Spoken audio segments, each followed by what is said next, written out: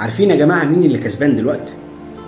اللي كسبان دلوقتي مش اللي بيجري يحول فلوسه لدولارات ولا ذهب، ولا بيشتري عقار، ولا بيحول فلوسه بره البلد.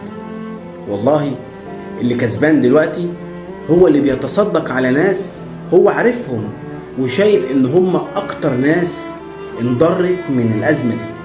ربنا سبحانه وتعالى بيقول: او اطعام في يوم ذي مسغبة.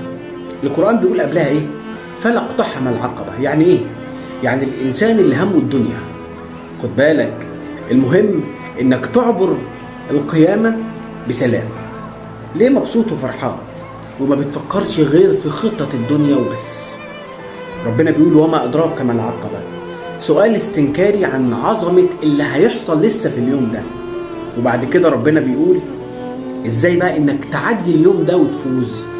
فك رقبة، ان تعتق رقبة، او اطعام في يوم ذي مسغبة، انك تطعم في ايام فيها ازمات او ما فيهاش اكل.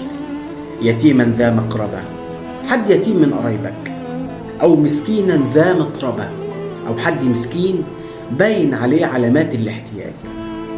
ولازم ندعي نقول: اللهم ارفع عنا البلاء والغلاء يا رب العالمين.